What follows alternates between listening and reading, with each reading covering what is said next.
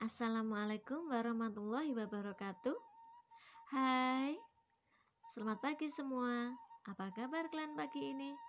Bu Guru berharap kalian semua dalam keadaan sehat, ceria, dan tetap semangat mengikuti pembelajaran daring selama pandemi ini.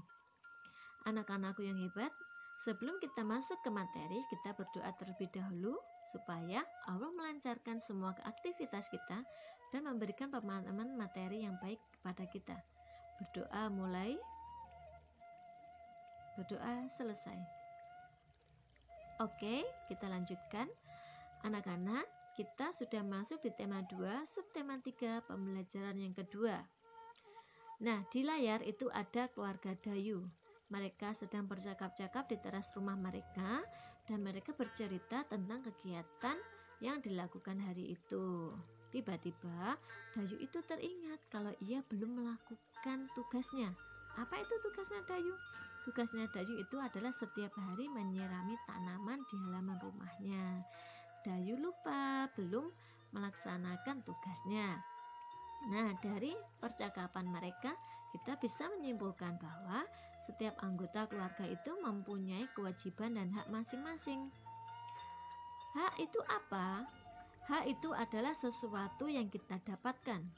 Contohnya, kita mendapatkan pendidikan yang baik dari orang tua, kita mendapatkan kasih sayang dari orang tua, kita mendapatkan perlindungan dari orang tua. Itu adalah hak. Dan kewajiban itu apa? Kewajiban adalah sesuatu yang kita laksanakan. Contohnya, kita menaati perintahnya, perintah orang tua. Kita melaksanakan kewajiban kita lagi seperti membantu orang tua, belajar. Nah, itu adalah kewajiban yang harus kita laksanakan. Nah, itu adalah kewajiban. Hak dan kewajiban itu juga tergantung dari perannya di dalam keluarga, tergantung dari kemampuannya. Kalau adik masih kecil, nah itu perannya juga masih ringan, seperti hanya mengepel, hanya ikut mengelap meja. Nah, di dalam keluarga itu kan ada ayah, ada ibu, dan ada anak, dan setiap anggota itu mempunyai kemampuan yang berbeda-beda.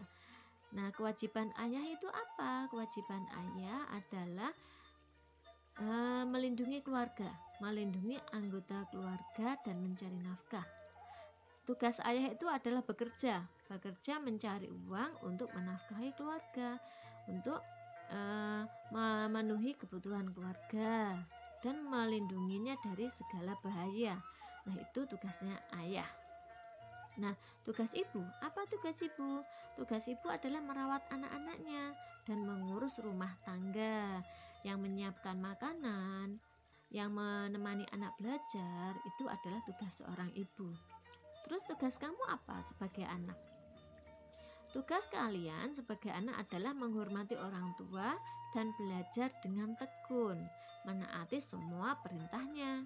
Nah, itu tugas kalian.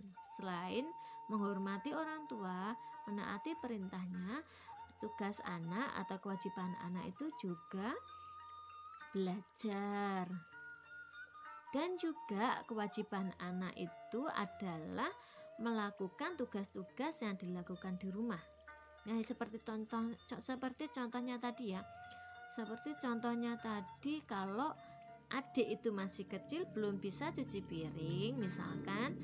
Nah, adik bisanya apa? Adik bisanya hanya mengelap meja, hanya bantu-bantu ngepel rumah, lantai. Nah, ya apa-apa. Nanti yang membantu ibu memasak, mencuci piring adalah kakak. Terus tugasnya adik hanya ringan, nggak apa-apa, karena kemampuan adik masih belum bisa ya, kemampuannya belum seperti kakaknya. Nah, kemampuan itu kan nggak sama, kemampuan setiap anggota kan nggak sama, jadi disesuaikan dengan kemampuan masing-masing. Nah, selanjutnya ceritakan pengalamanmu tentang perbedaan peran anggota keluargamu. Nah, nanti ini tugas kalian, nanti tuliskan atau ceritakan pengalamanmu tentang perbedaan peran anggota keluarga kalian masing-masing di lembar tugas. Nah, selanjutnya membuat dan merawat tanaman gantung. Kita membaca bersama-sama. Di sini ada dua tokoh, yaitu Siti dan Lani. Mereka sedang bercakap-cakap tentang membuat dan merawat tanaman gantung. Lani, Siti, ayo kita membuat pot gantung. Tanaman ini sepertinya butuh tempat baru. Nah, Siti, setuju Lani. Kasihan tanaman itu, potnya sudah tidak cukup. Nah, Lani, tanaman-tanaman itu dapat terganggu pertumbuhannya. Siti, mari kita segera buat pot gantung itu. Apa saja yang kita butuhkan? Nah, Lani, botol plastik bekas, pita perekat, gunting, tanah, kayu pipih, tali, dan tanaman. Siti, lalu bagaimana cara membuatnya? Lani, yang pertama kita potong bagian bawah botol, kemudian rekatkan pita perekat ke sekeliling bagian yang dipotong. Nah, Siti, baik. Setelah itu, nah Lani, buat 4 lubang di bagian berperekat, masukkan tanaman ke dalam botol pelan-pelan, rapikan dan sebar akar tanaman ke seluruh bagian botol. Kemudian, masukkan tanah hingga 3/4 isi botol. Nah, Siti, sejauh ini tidak sulit. Lanjutkan Lani. Lani, masukkan tali plastik ke dalam lubang. Gantung menggunakan paku di dinding. Tutup bagian yang terbuka dengan kayu pipih. Nah, Siti, mari kita ajak teman-teman yang lain untuk membuatnya. Nah, dari percakapan Lani dan Siti, kita bisa menggambarkannya seperti gambar yang di layar ini. Kalian perhatikan, kalian cermati gambar-gambar berikut ya. Mulai dari gambar yang pertama sampai gambar yang ke-6. Kita bisa membuat gambarnya seperti yang di layar. Selanjutnya, setelah membaca percakapan di atas, jawablah pertanyaan-pertanyaan di bawah ini. Yang pertama, di mana Lani dan Siti bercakap-cakap? Yang kedua, mengapa Lani dan Siti merasa perlu membuat pot gantung? Yang ketiga, apa yang dibutuhkan untuk membuat sebuah pot gantung? Yang keempat, apakah yang pertama kali harus dilakukan untuk membuat pot gantung? Kelima, apa yang digunakan untuk menutup bagian atas pot gantung? Nah, nanti soal-soal ini kalian isi di Google Form. Nanti saya kirim, saya buatkan Google Form untuk pertanyaan ini. Dan kalian isi di Google Form. Nah, selanjutnya menulis. Jika kamu berperan sebagai Siti yang mewawancarai Lani, nah itu kamu perannya sebagai Siti. Nah, kamu mewawancarai Lani. Ibaratnya seperti itu. Nah, setelah kamu membaca tadi, nah kamu pasti mengerti ya tentang percakapan Lani dan Siti. Nah, tuliskan hasil wawancara Siti tentang perawatan tanaman gantung. Nanti kalian tulis di lembar kerja kalian. Nanti difoto kirimkan melalui Google Form. Nah, itu tentang hasil wawancara Siti kepada Lani tentang perawatan tanaman gantung. Selanjutnya, ayo mencoba. Nah, sekarang kalian bisa mencoba ya. Kalian bisa mencobanya di rumah bersama orang tua, teman, ataupun tetangga bisa ya. Nah, gerakan yang pertama itu adalah Edo sedang memutar kepala. Kepalanya diputar. Nah, gitu, kepalanya diputar ya. Itu gerakan yang pertama. Terus gerakan yang kedua memutar lengannya diputar. Gak kelihatan ya, hanya separuh ya tangannya Bu Asis ya. Nah, lengannya itu diputar. Nah, gerakan selanjutnya Edo sedang memutar pinggangnya diputar. Nah, ke kiri dan ke kanan diputar ya. Pinggangnya diputar. Dan selanjutnya Edo sedang memutar tumit, tumitnya diputer. Nah, Bu Asis nggak bisa mempraktekannya ya, nggak bisa kelihatan ya. Nah, selanjutnya Edo sedang menekuk kaki kanan dan diletakkan di depan dada.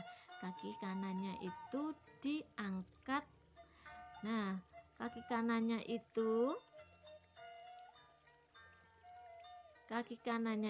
diangkat. Nah, kelihatan ya, kaki kanannya itu diangkat. Kaki kanannya diangkat, diletakkan di depan dada. Nah, gerakan selanjutnya ganti kaki kiri. Ganti kaki kiri itu sama, diangkat dan diletakkan di depan dada. Yang gerakan selanjutnya Edo sedang menekuk kaki kanan dan diletakkan di belakang. Yang tadi kakinya diangkat, diletakkan di depan dada. Nah, sekarang kakinya diangkat dan ditarik ke belakang. Itu kaki kanannya. Gantian dengan kaki kiri. Nah, itu adalah contoh gerak non lokomotor. Masih ingat dengan gerak non lokomotor? Apakah itu? Gerak non lokomotor itu adalah gerakan tidak berpindah tempat. Gerakan yang hanya di tempat, gerakan yang hanya dilakukan, bisa melakukannya itu di tempat saja, tidak berpindah tempat, hanya di tempat itu. Itu namanya gerak non lokomotor. Seperti yang dilakukan Edo tadi, mulai dari yang pertama memutar kepala sampai dia menekuk atau mengangkat kakinya dan ditarik ke belakang. Itu semuanya dilakukan di tempat yang sama dan tidak berpindah tempat. Nah, itu adalah namanya gerakan non lokomotor. Nah, kalian bisa mencobanya di rumah bersama orang tua, teman, atau tetangga kalian, atau secara mandiri juga bisa ya. Jangan lupa mencoba di rumah. Nah, sekian materi dari Bu Asis. Semoga bermanfaat dan terima kasih sudah menyaksikan video pembelajaran dari Bu Asis. Jangan lupa jaga kesehatan dan kebersihan kalian. Hindari kerumunan, memakai masker, dan selalu cuci tangan dengan sabun dan air mengalir. Nah, sampai jumpa di pembelajaran berikutnya. Terima kasih. Wassalamualaikum warahmatullahi wabarakatuh.